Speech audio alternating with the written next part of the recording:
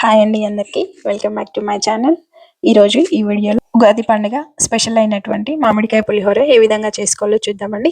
ముందుగా ప్యాన్ పెట్టుకొని అందులో 1 టేబుల్ స్పూన్ ఆవాలు, 2 టేబుల్ స్పూన్ నువ్వులు వేసుకొని వేయించుకోవాలండి. అదే ప్యాన్లో ఒక 2-3 టేబుల్ స్పూన్ ఆయిల్ తీసుకొని అందులో కొంచెం శనగపప్పు, కొంచెం మినపప్పు వేసుకొని కొంచెం దూరగా వేగనియాలి. తర్వాత 1 టేబుల్ స్పూన్ జీలకర్ర యాడ్ చేసుకోవాలి. తర్వాత కొంచెం ఆవాలు యాడ్ చేసుకోవాలి. అవి వేగిన తర్వాత కొంచెం వేరుశనగపప్పు యాడ్ చేసుకొని వేయించుకోవాలి. తర్వాత కొన్ని కాజు పలుకులు వేయించుకోవాలి. కాజు అనేది ఆప్షనల్ అండి. ఇవన్నీ దూరగా వేగే వరకు కలుపుకోవాలండి. తర్వాత 4 ఎండుమిర్చి, ఒక 4 పచ్చిమిర్చి యాడ్ చేసుకొని వేయించుకోవాలి.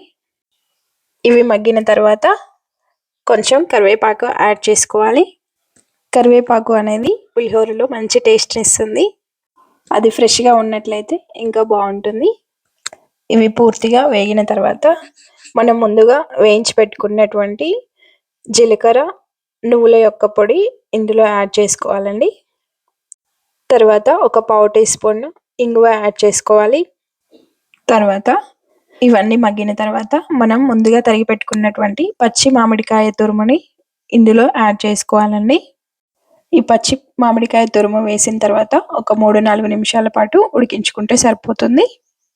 తర్వాత కొంచెం పసుపు, కొంచెం ఉప్పు, మనకు టేస్ట్కి సరిపోయేంత ఉప్పు యాడ్ చేసుకొని మొత్తం బాగా కలుపుకున్న తర్వాత ముందే వండి చల్లార్చుకున్నటువంటి అన్నంలో ఈ మిశ్రమాన్నంతటి వేసి పూర్తిగా కలిసిపోయేంత వరకు కలుపుకోవాలండి. ఇంతేనండి, అందరికీ ఇష్టమైన ఉగాది స్పెషల్ పచ్చి మామిడికాయ పులిహోర. ఇది వేడివేడిగా సర్వ్ చేసుకొని తింటే చాలా బాగుంటుంది. అప్పుడే ఆ పప్పులలోని క్రంచీనెస్ అనేది మనకు తెలుస్తుందండి. Thank you for watching.